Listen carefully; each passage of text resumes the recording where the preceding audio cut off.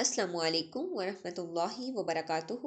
رب اشرح لی صدری ویسر لی امری واحلل عقدۃ من لسانی یفقہوا قولی۔ الحمدللہ رب العالمین۔ پارہ نمبر 6 سورۃ المائدہ آیت نمبر 2۔ اعوذ باللہ من الشیطان الرجیم، بسم اللہ الرحمن الرحیم۔ یا ایہا الذین آمنوا لا تحلوا شعائر اللہ ولا الشہر الحرام ولا الحدی ولا القلائد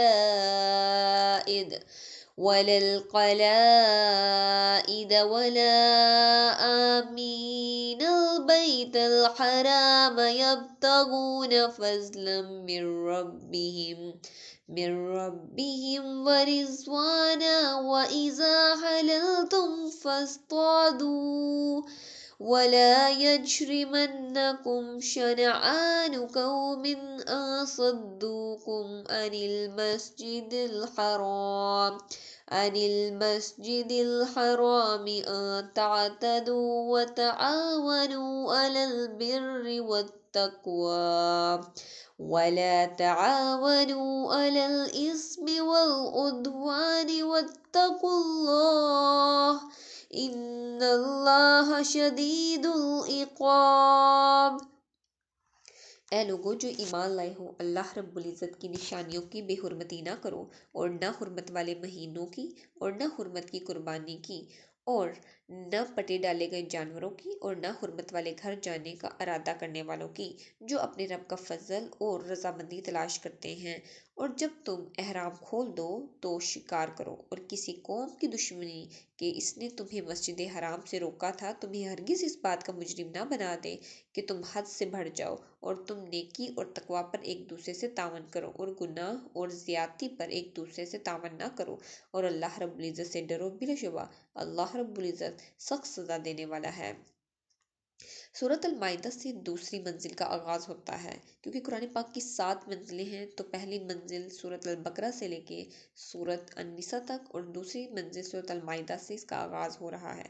اے ایمان والو، نہ تم حلال قرار دو شاعر اللہ کو۔ یہاں پر شاعر اللہ ان تمام کاموں کو کہا گیا ہے جو حاجی حج کے موقع پر کرتا ہے۔ مثلا بیت اللہ کا طواف شاعر اللہ میں سے ہے، صفا مروہ کی سعی، منع میدان عرفات میں حاضری کنکریاں مارنا، یہ سب شاعر اللہ ہیں۔ ہدی کے جانور، قربانی کا گوشت وغیرہ، یہ سب اعمال چھوٹے ہوں یا بڑے سب شاعر اللہ میں سے ہیں۔ ان تمام اعمال کی پابندی کرنی چاہیے۔ جب انسان ایک یونیفارم پہن لیتا ہے تب اس پر یہ لازم ہو جاتا ہے کہ وہ تمام اعمال کی پابندی کرے۔ دیکھیں جب انسان یونیفارم ڈال کر کلاس میں جاتا ہے تو اس سے لازمی کلاس اٹینڈ کرنی پڑتی ہے۔ وہ یونیفارم ڈالتا ہی اسکول کے لیے ہے۔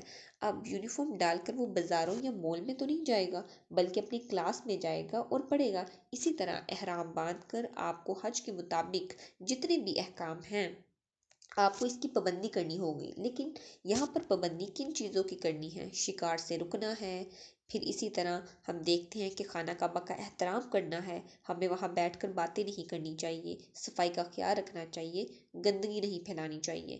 پھر اسی طرح شاعر اللہ سے یہاں پر کیا مراد ہے؟ یہاں پر ہم 2 چیزیں دیکھیں گے کہ اعمال حج عمرہ اور مقامات حج عمرہ، یہ شاعر اللہ میں سے ہیں، تو ان کو حلال نہ کرو۔ مقام کی بے حرمتی کرنا کیا ہے؟ وہاں گندگی پھیلانا، وہ کام کرنا جس سے منع کیا گیا ہے، پتھروں کو جا کے چومنا شروع کر دینا، سجدہ شروع کر دینا، یہ سب اللہ رب العزت نے ان تمام چیزوں کو حرام قرار دیا ہے، ان چیزوں سے منع کیا۔ پھر اسی طرح اللہ رب العزت فرماتے ہیں یہ جو چیزیں ہیں کہ پتھروں کو چومنا، سجدہ کرنا، اور اسی طرح جو مقام ہے وہاں کی بے حرمتی کرنا، ان تمام چیزوں کو حلال نہ کرو، خود سے نہ ان کو کریٹ کرو۔ یہاں پر اعمال حج عمرہ کی جو بے حرمتی ہے وہ کیا ہے کہ حج اور عمرے کا جو کام آپ کو کرنے چاہیے ان میں کمی اور سستی کرنا، جو طریقے آپ کو بتائے گئے ہیں ان کو چھوڑ کر خود ساختہ طریقے اختیار کرنا، اپنی مرضی۔ یہاں پر اللہ رب العزت نے اپنی مرضی کرنے سے باز رہنے کا حکم دیا ہے۔ اللہ رب العزت فرماتے ہیں کہ شاعر اللہ کے معاملے میں اپنی مرضی نہ کرو، اور حرام مہینوں کو حلال قرار دو۔ 4 مہینے ہیں، اب جو حرام مہینے ہیں وہ 4 ہیں۔ وہ کون سے ہیں؟ رجب، ذوالقعدہ، ذوالحجہ اور محرم۔ ان کی حرمت یہ ہے کہ ان مہینوں میں جنگ نہیں کرنی، یعنی کہ اگر جنگ کریں گے تو وہ گناہ کے کاموں میں انوالو ہو جائیں گے، کیونکہ ان میں غلط کام کرنا عام مہینوں سے زیادہ برا ہے۔ عرب کے لوگ عموماً رجب میں حج کے لیے جاتے تھے اور واپس محرم میں آتے تھے، اس لیے ان کی حرمت کا خیال رکھنے کو کہا گیا۔ یہاں پر نبی صلی اللہ علیہ وآلہ وسلم کو کہا جا رہا ہے کہ آپ صلی اللہ علیہ وآلہ وسلم جنگ کی ابتدا نہیں کر سکتے، لیکن اگر کوئی دشمن جنگ کے لیے کہے یا جنگ کی ابتدا میں پہل کرے تو پھر آپ کر سکتے ہیں۔ جنگ تبوک میں جو ہوئی تھی ان حرام مہینوں میں ہوئی تھی، پھر اسی طرح فتح مکہ کے بعد جب آپ صلی اللہ علیہ وآلہ وسلم غزوہ حنین کے لیے گئے تب بھی یہی مشکل آئی تھی، انہی مہینوں میں جنگ ہوئی۔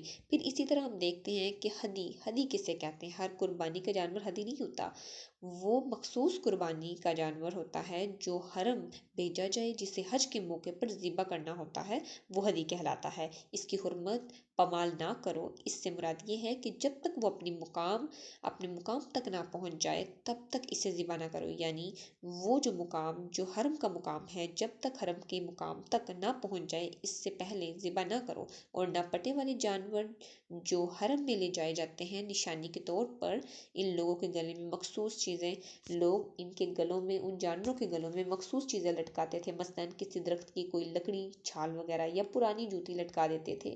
یہاں پر کہا جا رہا ہے جو پٹے والے جانور ہیں ان کی بھی حرمت پامال نہ کرو، مثلاً ان کو کوئی نقصان نہ پہنچاؤ۔ اب یہاں پر اب میم کے اوپر اگر آپ دیکھیں تو شد ہے، اس کا مطلب ایک تو ہم لوگوں نے سورۃ الفاتحہ میں آمین پڑھا ہے نا، لیکن یہ امین ہے، جو الفاظ کا جو روٹ ورڈ ہے یہ اگر ہم دیکھیں تو حمزہ میم اس کا روٹ ورڈ ہے، اس کا جو معنی ہے وہ ارادہ کرنا یا قصد کرنا ہے۔ اب یہاں پر میں آپ کو اس کے ارادے کے بارے میں بتاتی چلوں کہ دیکھیں، جب ہم لوگ امام کے پیچھے بھی قصد کرتے ہیں، یعنی امام جب نماز پڑھا رہا ہوتا ہے تو آپ اس کا قصد کر رہے ہوتے ہیں، آپ اس کو فالو کر رہے ہوتے ہیں، اس کی پیروی کر رہے ہوتے ہیں، وہاں پر آپ اپنی مرضی نہیں کر سکتے ہیں۔ اسی طرح امام کے پیچھے کھڑے ہو کر یہاں پر آپ قصد کا ارادہ کرتے ہیں۔ بیت الحرم کا بھی یہی ہے کہ جب آپ حج کے موقع پر چلے جاتے ہیں، وہاں آپ حج کے موقع پر جانے کے بعد آپ ان کی حرمت کو پامال نہیں کر سکتے ہیں، آپ اپنی مرضی نہیں کر سکتے ہیں، بلکہ اللہ رب العزت کے بتائے ہوئے راستے پر آپ چلیں گے۔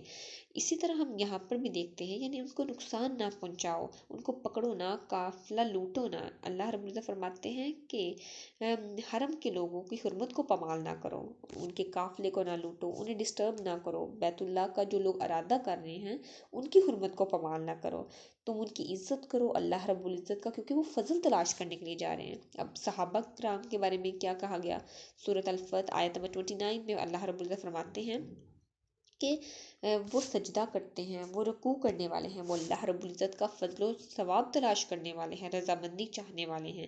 جب تم حلال ہو جاؤ، یعنی کہ جب تم لوگ اپنا حج کر لو، حج کا طواف کرنے کے بعد جب تم حلال ہو جاؤ، احرام کھول دو، جس دن آپ رمی کر لو، قربانی کر لو، بال کٹوا لو، شکار اب آپ لوگوں پر حلال ہے۔ اب یہ نہیں کہ کمپلسری شکار کرنا ہے، یہ ہے کہ اگر آپ لوگ کرنا چاہو، آپ لوگ کا دل کر رہا ہے تو پھر آپ لوگ اس وقت آپ لوگوں پہ جو شکار ہے وہ حلال ہے، آپ لوگ کر سکتے ہو۔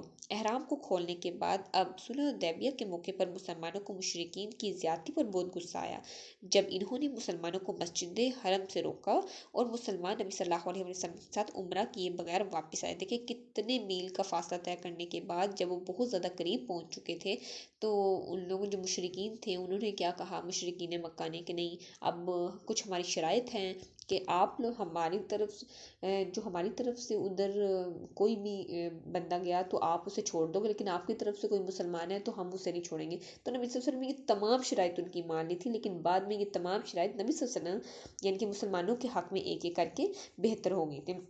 تو یہاں پر اللہ رب العزت فرما رہے ہیں مسلمانوں کو کہ وہ لوگ جو تم لوگوں کو روک رہے تھے مسجد حرام جانے سے، آپ لوگ ان پہ غصہ نہ کرو۔ یہاں پر اللہ رب العزت فرماتے ہیں کہ آپ لوگ ان کے ساتھ جو اپنا تعاون ہے وہ خراب نہ کرو، آپ لوگ ان کے ساتھ، کیونکہ دیکھیں مسلمانوں کو برداشت کرنے کا ہمیشہ حکم دیا گیا، اس کے باوجود کہ وہ صحیح رائٹ پر بھی تھے، پھر بھی اللہ رب العزت نے کہا کہ آپ لوگوں نے اس چیز سے باز رہنا ہے۔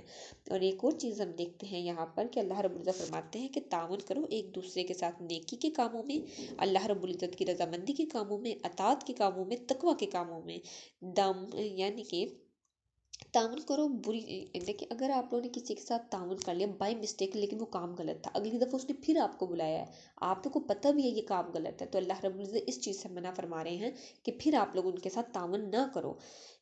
پھر بے شک اللہ رب العزت سخت عذاب دینے والا ہے۔ اللہ رب العزت سے ڈرو اور نیکی اور تقوی کے کام کرتے رہو۔ اللہ رب العزت سے دعا ہے کہ اللہ رب العزت ہمیں دین کی سچی سمجھ نصیب فرمائے، اس پہ خود بھی عمل کرنے اور دین کا پیغام دوسروں تک پہنچانے کی توفیق عطا فرمائے۔ آمین وآخر دعوانا ان الحمد للہ رب العالمین۔ سبحانک اللہم وبحمدک نشہد ان لا الہ الا انت نستغفرک ونتوب الیک۔ السلام علیکم ورحمۃ اللہ وبرکاتہ۔